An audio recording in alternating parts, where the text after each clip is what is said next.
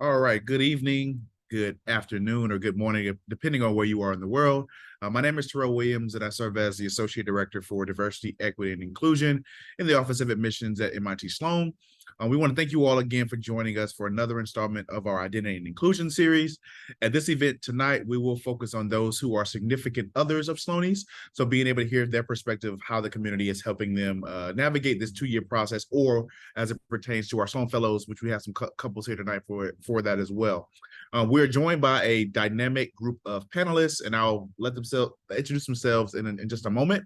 But I am excited about the opportunity to host this event tonight. We will be monitoring our Q&A chat feature, so feel free to drop any questions you all may have in that, and then we'll be able to flag those for our panelists to answer live.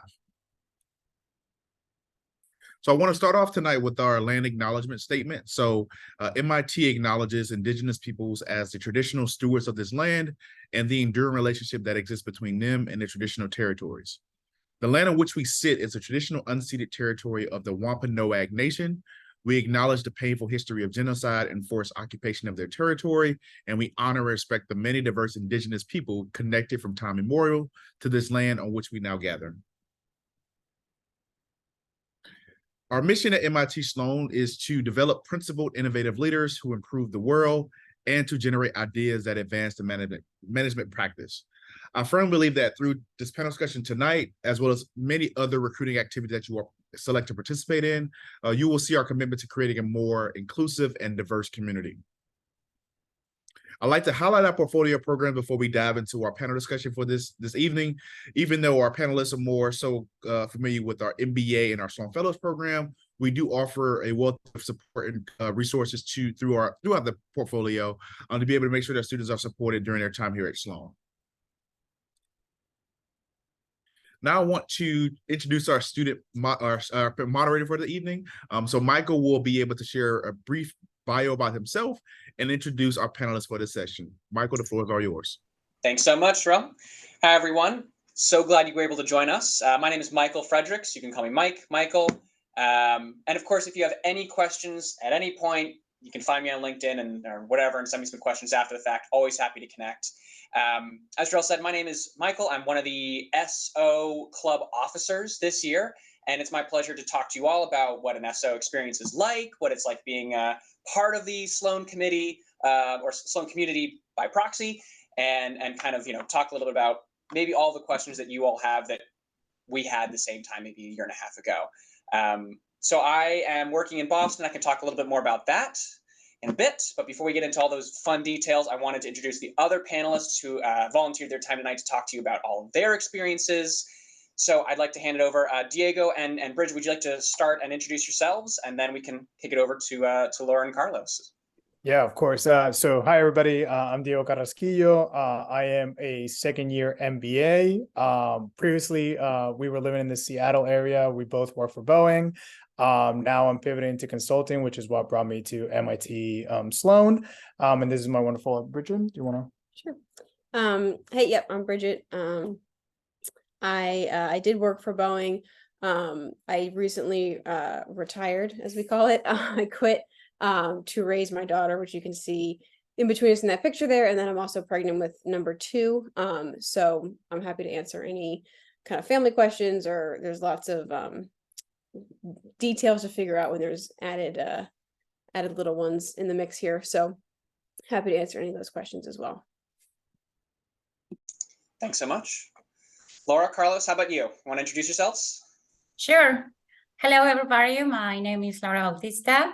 I'm in the Sloan Fellow program that started in June, so it's been so exciting so far. And before joining the MIT, I was working in the telecom industry as a senior product manager. Hi, my name is Carlos. I'm from Mexico City.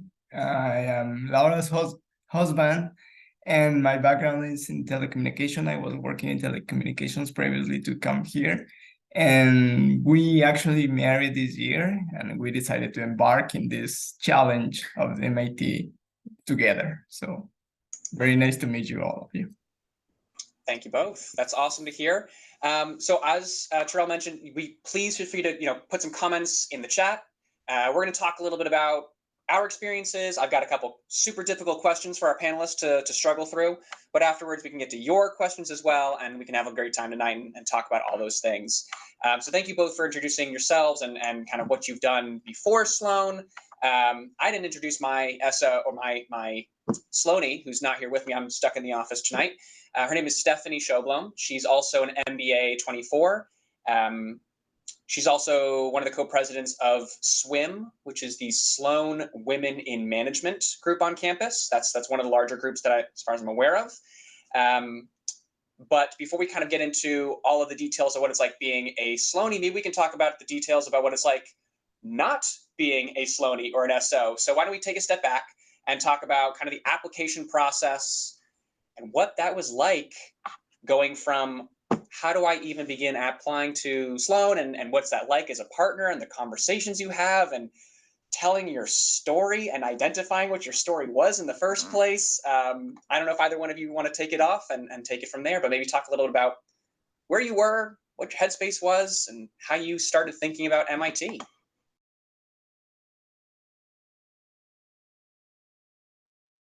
Yeah, I guess we can kick it off. Yeah, so I think we knew pretty early. You know, Bridget and I have been together for a while. We met when we were in undergrad. Actually, tomorrow's our 10-year anniversary. So like we've been talking about these kind of plans for a while. And I think that pretty early in our career, she knew that I wanted to get this advanced degree. She's been very supportive of it, actually. Like, so it was not more of like why and how to apply. It was more of like a when at that point for us. And then, you know, after we had our daughter, it kind of became a little bit more evident to us that we wanted to go to the East Coast, because that's where Bridget's from. I'm from Puerto Rico. So we wanted to be a little bit more accessible to family as like we were like growing our own family.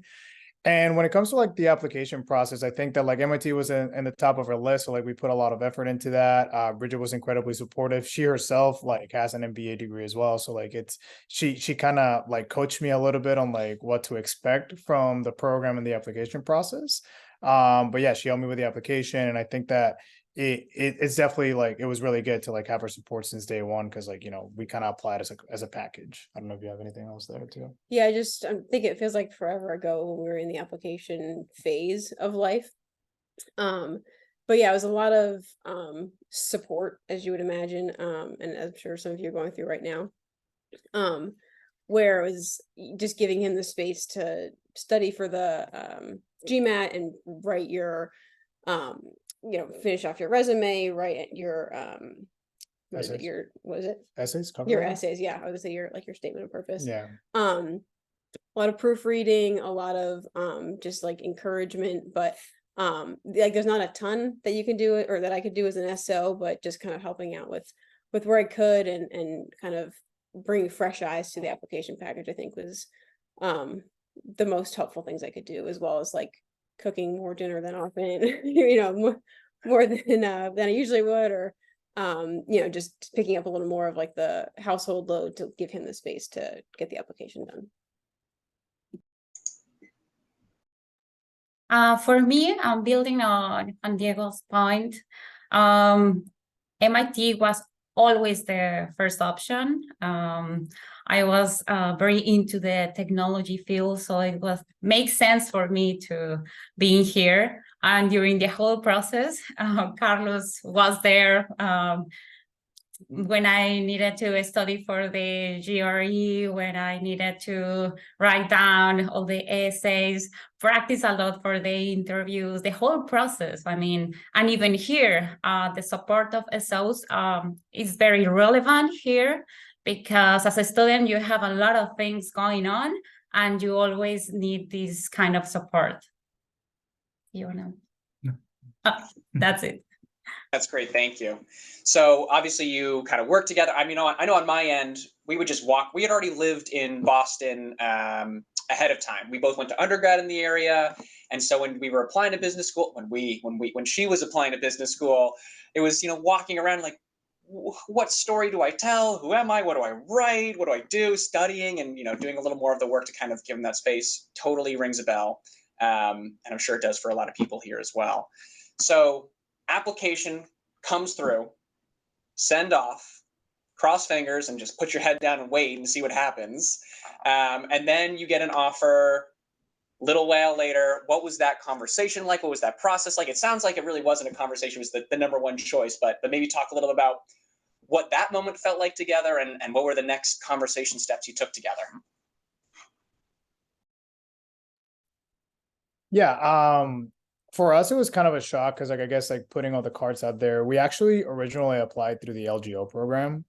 You know, we worked at Boeing, and Boeing actually has a good relationship with the program. It's one of the partner companies. So that was kind of like the goal to, like, you know, go into LGO. And then that didn't turn out for us, but then I ended up getting an offer to be part of the MBA program. And basically the way that we kind of saw it was like, you know, we were either could wait and apply to LGO the following year, or we gave ourselves a week to decide if we wanted to take this opportunity, because we had to, like, go from Seattle to go to Admit Weekend, possibly look at daycare, start looking at apartments, because there was a lot of things that we didn't want to leave up, like, to chance. Like, we wanted to be on top of it if we decided to take this adventure. So yeah, we kind of decided we did pros and cons. We talked about our finances. Bridget was able to you know, like, to support her job, which is one of the main questions that we had, like, if she was able to work while we were here, because, like, she was going to be the main breadwinner during those 2 years.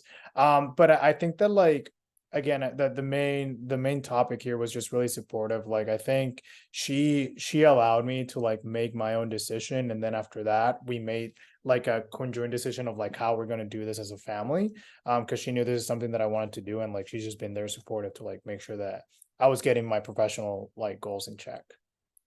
Yeah, when we got the offer, it was like oh wow, like, this is real. And then we, like you said, we took that week to consider it. And then we finally decided, yes, we're gonna do it, which is kind of like a breathe in and a breathe out, where we were like, so we made a decision, and now we have 8,000 other decisions to make, including, yeah, getting on daycare wait lists and asking my job if I could go 100% virtual.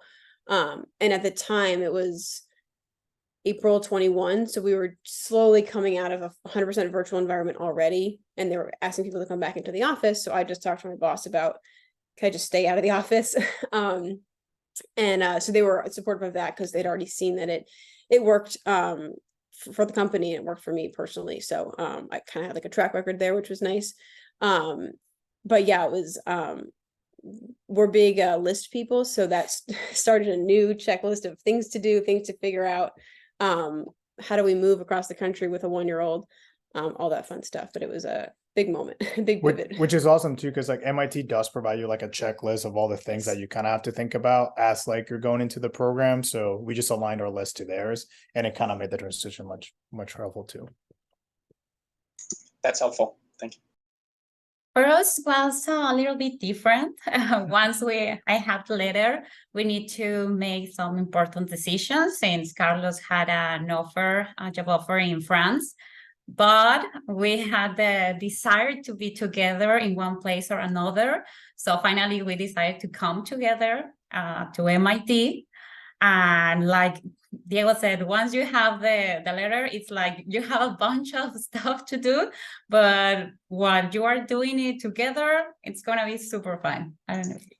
Yeah, it was the chance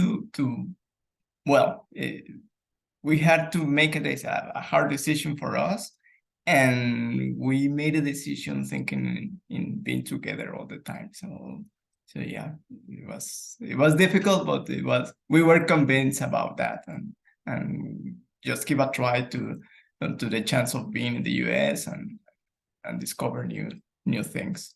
Yeah. So one of the questions that's been in the chat is, like, what are the challenges you face as a family with little children? Particularly, like, what resources do you rely on at Sloan or from Sloan? I don't know. Would you be able to talk a little bit more about that? So a couple of things that I can mention from top is just, like, Sloan.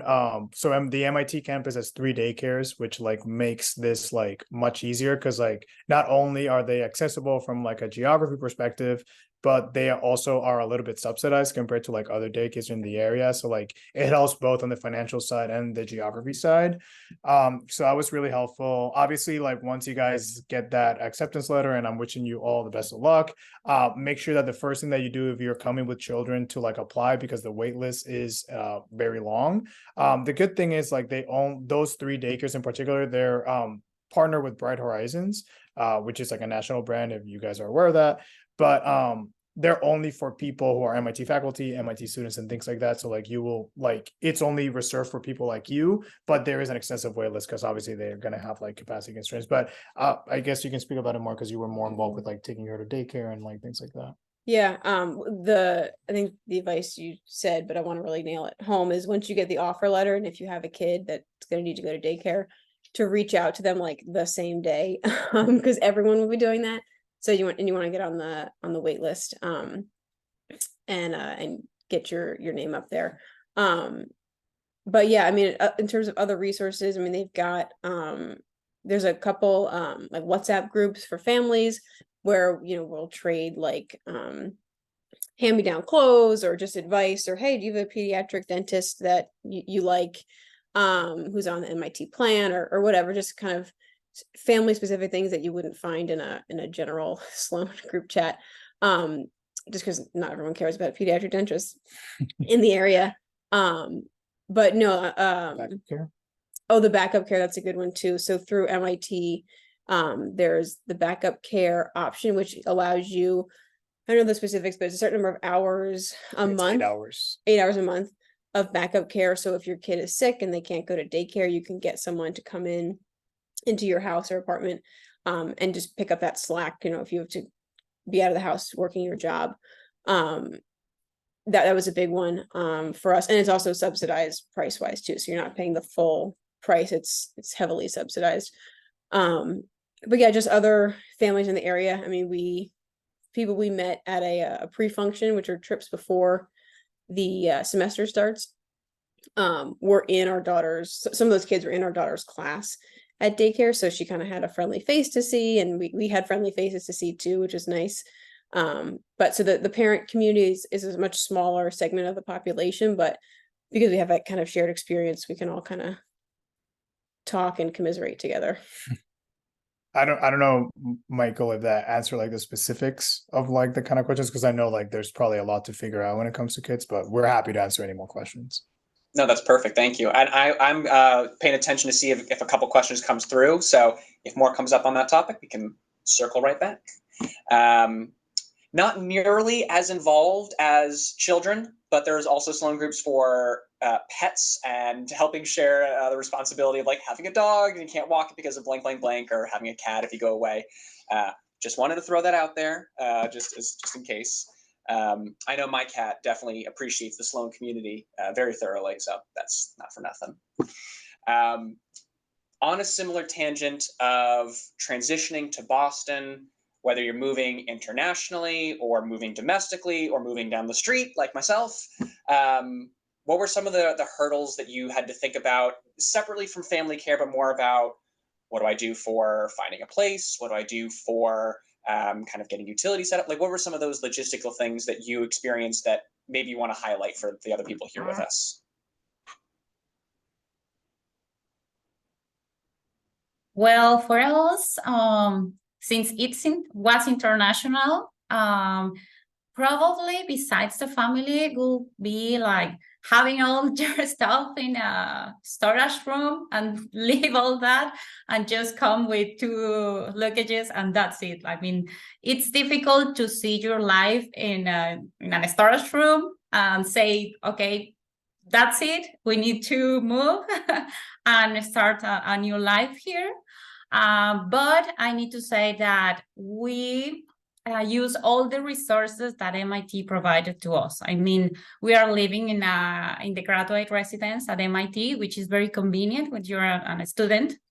And you have a lot of support of your neighbors, and the school is 5 minutes walking. So as long as you can take advantage of those resources, it's going to be great. Yeah, I mean, it was easy for us, but I know that it is difficult to be on the wait list to get a place here in MIT residences. But there are many buildings, and all the residents have a lot of facilities. You have the gym, you have a kitchen to gather with the people, and I mean, the apartments are very well equipped. So we also take advantage that the community here in the MIT make a kind of selling their stuff when the students leave. So that was easier for us to acquire some furniture or the desk to where I nowadays work and things like that. So it was easier to manage that aspect. No, 100% accurate. The MIT community really comes together to kind of like help your transition be as smooth as possible. The only two things that I would add there, for you guys to be aware is that like when you get accepted, you'll be added to like Slack channels based on your program and like kind of like different. If you use Slack, there's different channels for the kind of questions that you could have. And there will be out there for like the new students, there will be like an Excel sheet with like basically hand-me-down apartments. So basically second years or fellows or MPhins or whatever program who like are off campus and want to like share their apartments because like they could just keep it within Sloanie's. That's a big thing that like is super helpful. And the other thing that I would point out, I would say like this happens to most people, just so you guys are aware. In Boston, a lot of times you have to get, if you're living off campus, you have to get an apartment through a broker. So it's kind of like an interesting process that it's somewhat unique to Boston. So just be aware of that. It's not that they're trying to scam you or anything. It's part of the process. It does bring the price a little bit up when it comes to like that first payment to like move. But you know, like they're experts in the area and they can like help you find an apartment that like fits your needs. The other thing that we found helpful too is we've got a lot of friends in the area, even if they don't live, you know, on the Red Line near MIT, just in the general kind of greater Boston area to kind of help make it make sense basically of it's just a totally new city and what are all these, you know, what is the Red Line or what are the buses? How do I get to campus if I'm living off campus? What neighborhoods have a lot of like nightlife, which ones are quieter, what, you know, what's your preference? So that helped as well, people that we just known from undergrad or high school or just, you know, family friend, things like that. That was just a good resource too to reach out to. Now that makes total sense. Thank you. I did get a question about relocation as an SO professionally, which I know just anecdotally people have all different kinds of colors of experiences. I was already in the area, didn't change a thing.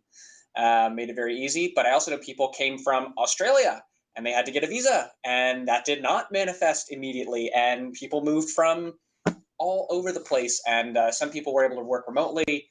Maybe talk a little about what that conversation was like. How did you kind of talk about like, can I work remotely? Do I need to find something different? Things like that. Mm-hmm.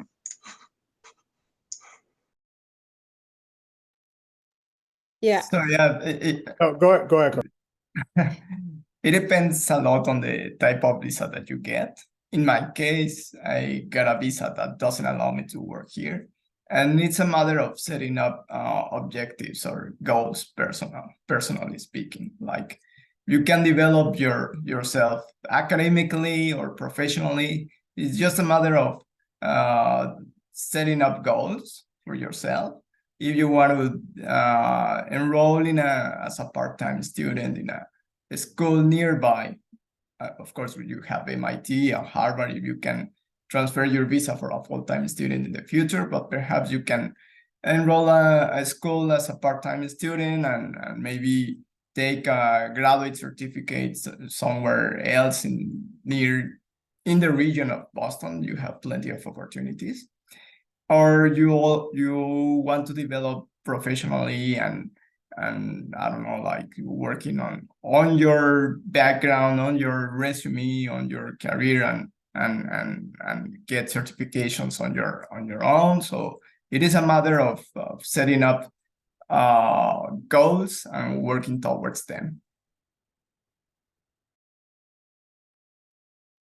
Yeah, for me it was an internal transfer, if you will, where we were in Seattle and had to come east. And so I just approached my boss and I kind of set it up as, I worked virtual for the past year. Can I keep doing that? Fully prepared for him to say no. But to see if there was an opportunity at the company still where I could work 100% virtually.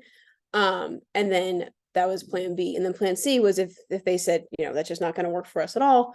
I was just going to look for another job. I mean, for us, the priority was MIT, and I figured I could find another job somewhere in the Boston area if I needed to.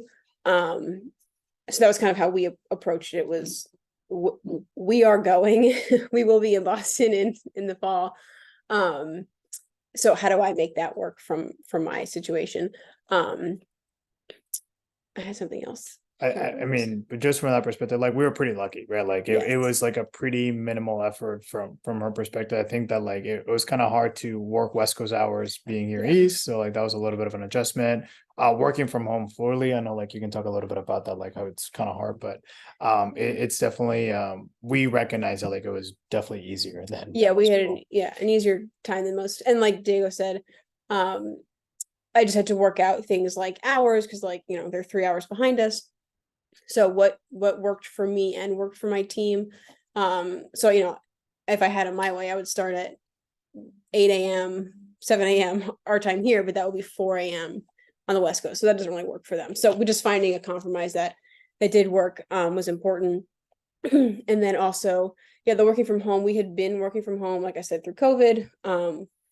But it was just I guess it was harder because when we were both working from home during COVID, he was there. And so I had like another human to talk to, but when I'm working from home, totally virtually, or totally by myself, I mean, I just had to make a point to like go outside and touch grass, and see other people, and dropping our daughter off at daycare help with that. But just making sure I was talking to people, and even if it was FaceTime, just be like, oh, I'm speaking with somebody casually, like not for work. It just kind of helped break up the day a little bit. That's great. Thank you. I think, unless I missed a couple, I think we got most of the questions about transitioning to MIT. So now I want to kind of change pace a little bit and talk about what it's like being at MIT. So maybe we can talk about some of your first experiences when you got on campus and started meeting people. I know we mentioned the pre-effects trips a little bit beforehand. Maybe we can talk about what your experiences were and first impressions, things like that.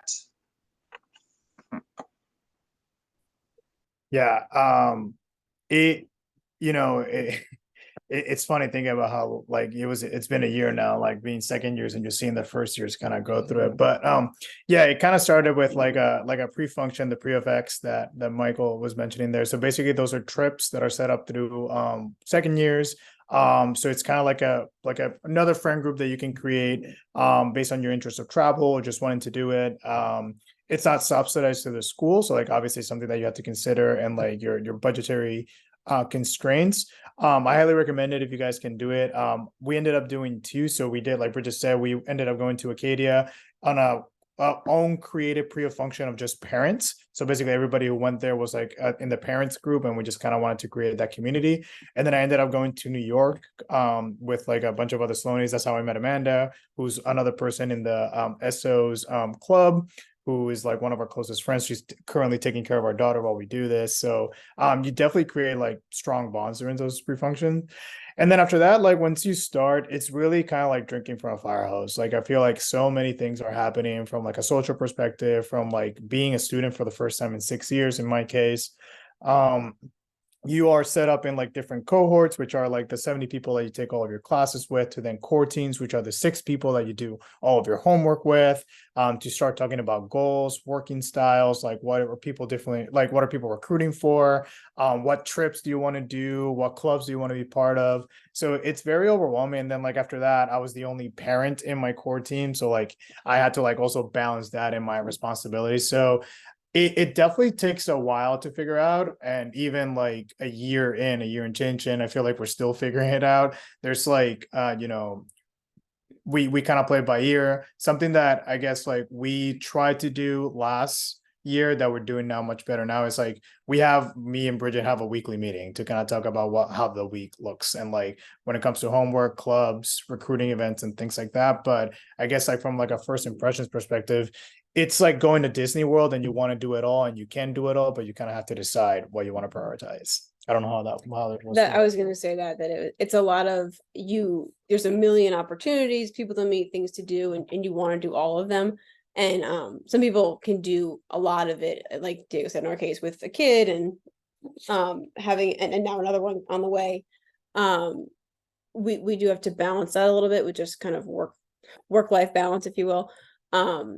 And just knowing how it's going to work for our family. So just kind of prioritizing what that is. But there's a ton of things to do. They include SOs a lot, with both like unofficial gatherings, and then also what's the fall ball? Yeah, is that what it's called? The winter ball? Yeah. It's like a big party for It's like business school prom. Yeah, business school prom. So SOs are obviously invited, and it's just a lot of fun. So there's things to do. It's just kind of making sure you're picking what works for you. Well, building on that, I want to share that for us, the very first moment, it was about the community. And community not only between students, but also with SOs and kids. In the Sloan Fellow program, like 70% of the students come here with the SO and kids. So as you can imagine, the community, it's big considering that. And even when we don't have a lot of trips during the year, because it's only 1 year in the program, we try to organize between the cohort. I mean, like trying to spend the weekend in Maine or the weekend in New Hampshire. I mean, places around Boston. We are continuously organizing that, but also trying to spend some time together during the week with the families. Yeah, and especially in the first months, I found that there were a lot of events that included the significant others, the students, so you can create bonding with the students, regardless of being a significant other. So you can, after that, you start to gather with the people, and it's a matter of also organizing and prioritizing your time, because there will be a lot of events and a lot of things to do. So maybe you can't do everything, but yeah, it's a matter of organizing yourself. Yeah. Carlos, I couldn't agree more. I got a question about how involved are SOs in socials and trips. I'm going to say as much as you want to be. If you want to be at home and chill out and read a book and not be involved, you can do that just fine. And if you want to be at every single thing, well, okay, there's some things they won't let you, but pretty much everything else, yes. I have gone on the ski trip with the ski club. I have gone on the spring break trip with some of her friends. I got invited to one of her core team's weddings. You can go on as many or as few as the trips or socials as you want. You can be as involved as you want. And if you want to have an event every single night of the week, you can do that. I'd probably just fine. So you could definitely be involved if that's what you're looking for. And I have had zero friction between being an SO and other Sloanies at the community. Every single person that I've met who's, and part of the MBA program, especially that I'm familiar with, they've just welcomed me like I'm just another extension of their community. And it has really been seamless and fun and exciting to be a part of their world and still be able to have kind of my own space as an SO and in my day job and all that comes with that. So I hope that answers that question. But if you have other questions about the trips and social stuff, we can talk about that too. I'm just looking through, making sure I didn't miss any important questions. So maybe we can talk a little bit about clubs and groups and what that's like, both as a student and as an SO, and kind of what you're involved with outside of the academic community. So for me, like I said earlier, I came here to pivot into consulting. So one of my main involvements was being part of the management consulting club. So like that helps a lot with recruiting and resources for that. Besides that, my main involvements are probably the Hispanic Business Club. I'm more of a member there. I'm not really an officer. I am also a buddy for URMs, so like in their application process for different rounds. I'm a core mentor, so basically I help the first years during their orientation process. I'm a TA for one of the core classes. And I guess like my biggest involvement would be I'm one of the leads for the Sloan Sports Analytics Conference. So I am one of the co-leads for the content team. So we put together all the panels and competitive advantage talks and everything. So again, this is Disney World, so you can do as much as you want, and I like keeping busy. I have a supportive wife that lets me stay busy. But you know, there's like at least like 100 more clubs that like I would want to be part of, but like these are the main ones that I decided to be part of. Well, as Diego mentioned, you have a bunch of clubs, even the wine club, the beer club, the dancing club. I mean, it's not only about academics and industry clubs. Also, you have this kind of different clubs like wine, beer, the one I mentioned. Even the dancing. And it's really good how you can connect with people through these different activities, not only in the academic way. And also you have the ESO club.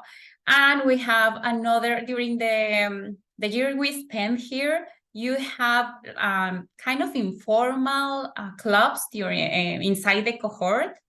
And you can organize a lot of events only with the cohort. But the official ones, you have as much as you can. Yeah, I guess like on that, there's also, because I think I saw something on the chat, there's also a parents club. So like that's kind of helpful to set up play dates, like the hand-me-downs, like Bridget was saying. So like that's been super helpful for us like during the year. Yep. I'm only involved in one club, the Significant Other of Sloan Club. There are others that I am peripherally involved in as an attendee. Wine Club, big fan. Dance, big fan. So can't go wrong with that. The one plug I'll do for Steph, because she's not with me here, is the Sloan Women in Management. That's another one of the larger clubs. I think that's open to, I believe it actually is open to SOs as well, albeit not for all officer positions. I don't know exactly how that works, but that's one of the larger clubs on the campus as well. And that kind of talks about all kinds of women empowerment at Sloan and stuff like that. But yeah, there's quite a lot. If you have an interest, there's either an official group or there's a WhatsApp group for it, guaranteed. Guaranteed. And you can also create clubs. Like I think this year, like the squash club, like at Sloan kind of got created. There's like now a chess club. So like if you have interest, you can go talk to admissions and you can kind of create your own club. And I'm sure there's going to be enough people that are going to join you and follow through. But like, yeah, there's WhatsApps also. That's going to be your life while you're here. All right. Terrell, I know we're coming up on 7:40 now, so I'm just going to keep going until you stop me and you want to do something else, but you let me know. Everything's flowing pretty smooth. Keep going. Okay, keep it going. Great, love it. All right, so that's awesome. We talked a little bit about clubs, talked a little about academics, talked a little about getting there. Maybe we talk a little bit about kind of what you're doing now and what it's like in the thick of it. So now you're acquainted. You're a second year. You're in the kind of the recruiting process. What kind of conversations are going on? What are you thinking about next? I know it's still September, but what's kind of on your mind there? And same thing for you too. Laura and Carlos. How are you having conversations now that you're in the thick of it all?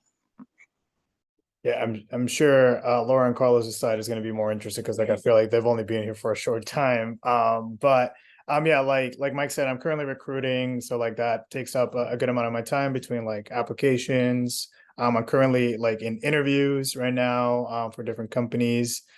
I think that like, yeah, it's kind of like your schedule will never be empty. I think like between classes and like different things that come up, there's like between your cohort mixers that you can do. There's like core team stuff. I think at one point we did like the cohorts are split between birds in the MBA program. So like I was like in the Pacific cohort, I was a penguin. So like I was in Pacific Penguins. There was like a penguins from different cohorts mixer at one point. So like there's always something kind of popping up in your calendar, and like even here in second year.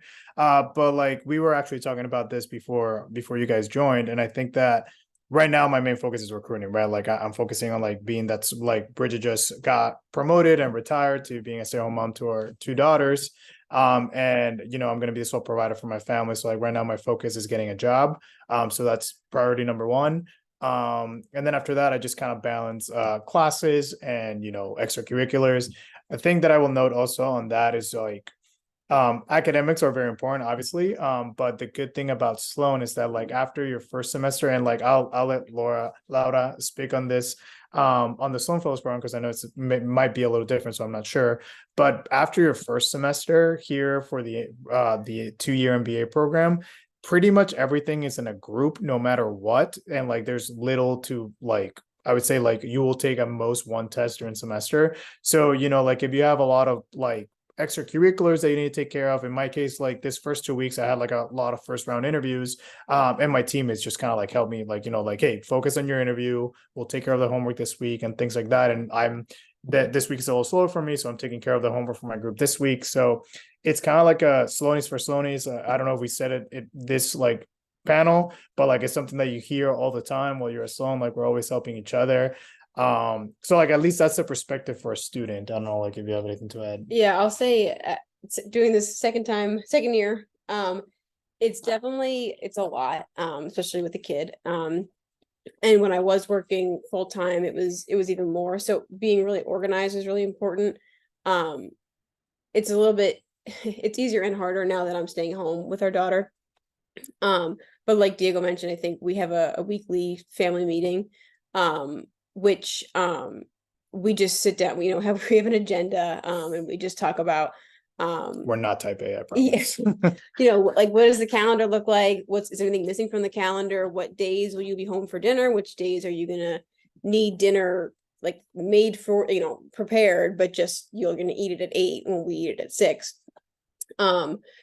Prioritizing, what fun events are happening. Sometimes there'll be an event that starts at 9 o'clock, which is great because that means that Diego can be home for dinner. He can help me put our daughter to sleep, and then he can go out for an hour or 2, do the socializing piece, and then come home.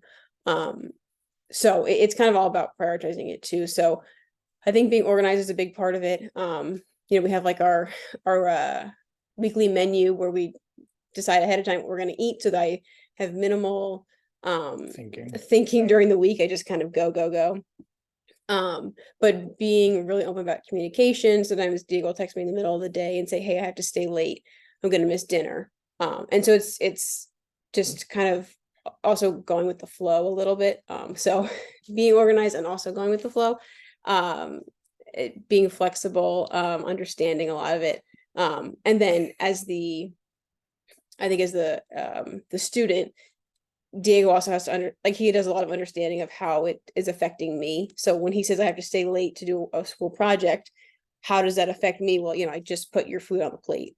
So I'll just cover it, but just then carving out time on a Friday night, hey, let's watch a movie together, or I'll go and get us milkshakes and we'll hang out, to kind of just have really dedicated time together so it doesn't get too overwhelming.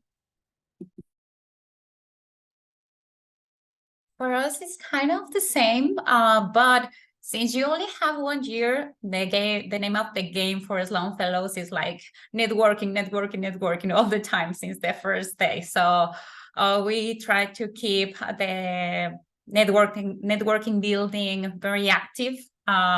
Like Diego said, academics is very important because you really want to squeeze the experience academically, but at the same time, you need to balance with the networking. So that's a very interesting point from the program. But at the same time, you need to balance with your personal life. In that matter, what we do is just like a schedule of time for us during the week. Just Carlos and me spending time together, doing whatever, but just the 2 of us. Yeah, and usually students are very busy during the week, so there will be a lot of vessels out. So you can gather with them and go out to an MIT facility. There are many MIT facilities available for us, so you can go with them and work together and start mingle with them. So there's a huge network with SOs, And also you can, as I said before, it is a matter of setting up goals, personal goals.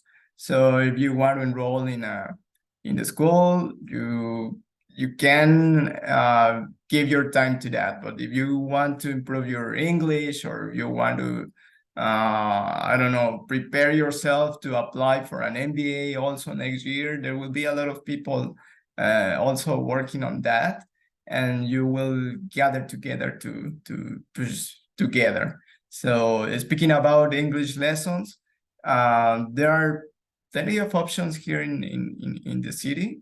There are some classes that are organized by MIT. It is not a MIT department, but these are organized by a different organization within MIT, so you can attend classes once or twice a week, but also you can attend lessons in the public libraries here in Boston and Cambridge. So you just need to sign. Most of them are for free, and also private schools that you can attend. So there are plenty of options. So you can use your time in any of those. That's great. All right, last question formally from me, and I know we've got some more time for some other stuff to wrap up. It's a two-parter. What is one thing you're looking forward to most within the remainder of your program? And what is something you think you will remember most about your time at Sloan? So two-parter. Whatever comes to mind for, I know there's a lot of things that come to mind, so just kind of, whatever kind of floated up there to begin with. I'm more than happy to go first if you want a little more time to think, because I had the question at the time, so I can give my answer. So I know in January, a lot of the MBA programs don't have classes during that first month, and that's an opportunity for people to take kind of like short-term courses. I forget the official name for it, but some people do like micro courses, some people do like a micro internship, some people just travel around, some people do a combination of that. But I'm definitely looking forward to that period of time. So I kind of grew up on the East Coast, and naturally every time it's winter, I try and get out and go skiing somewhere else instead. So I know we've planned a lot of trip to try to get outside of New England and do that. But I think honestly what I'll remember most is really just kind of going on the trips together, where you're not in an academic environment, you're just with people that you generally enjoy spending time with and getting to learn about them and their experiences and share experiences not in your normal world, which was great, which was really, really great for me. So for example, like we went to Brazil last year for spring break, and there was a couple of folks from the Pride group who we were really close with, and they organized a Brazil trip. And they were, so after the official, day plans were over, they were like, all right, I know a nightclub because I grew up right down there. That's where we're going to go. I'll see you there in 20 minutes, get changed. And so that was just, a great experience to kind of have a lot of fun. So that's what I've got for me. Looking forward to, and what do you think you'll remember the most? Take it away.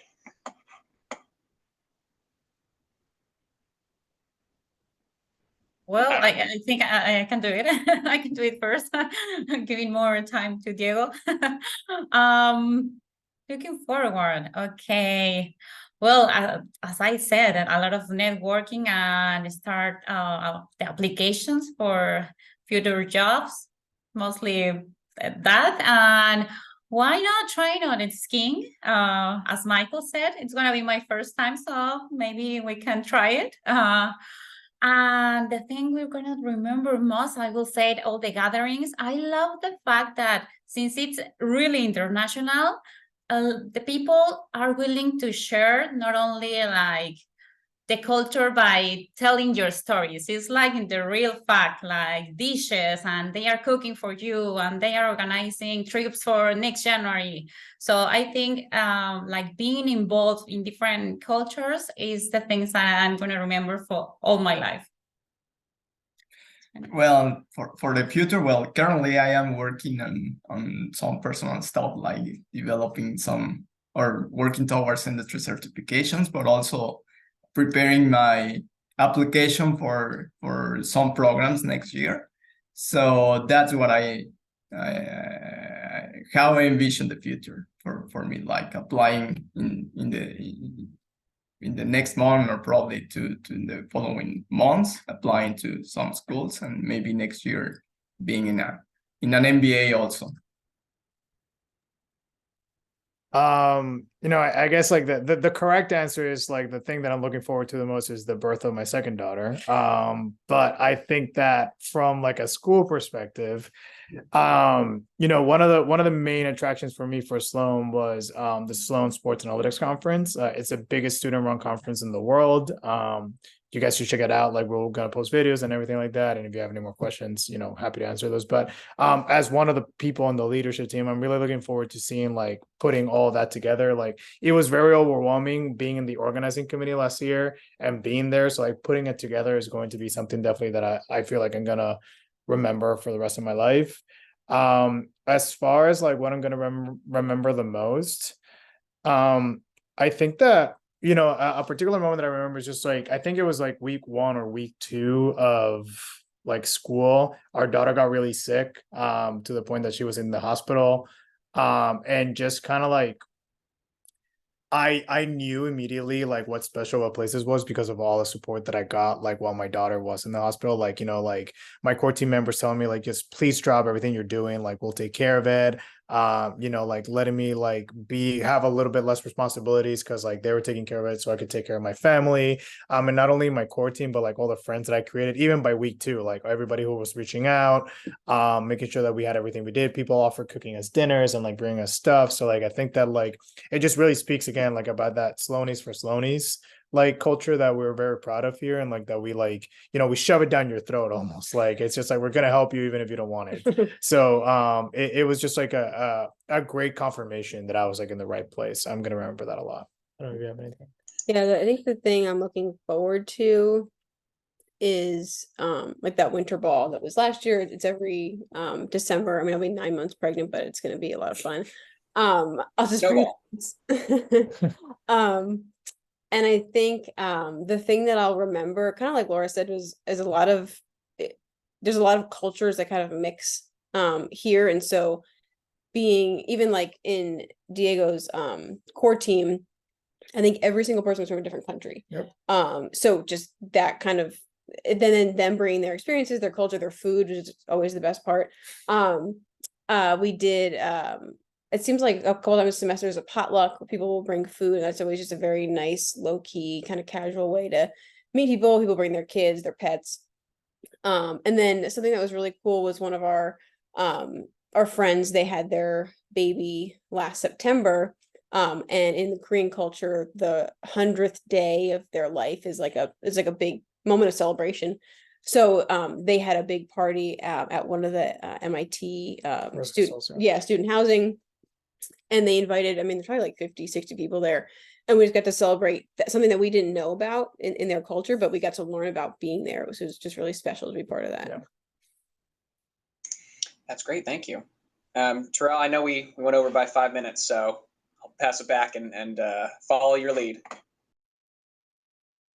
No problem. It's always great to have like good conversation. So I never want to interrupt that. So thank you all again for sharing your insight with the significant others of Sloan community, as well as being able to talk about your experiences within the MBA and the Sloan Fellows program.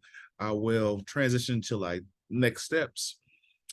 So for those of you that are interested in applying for our MBA program or an additional program, those applications are now live. Like we mentioned, round 1's deadline is actually tomorrow.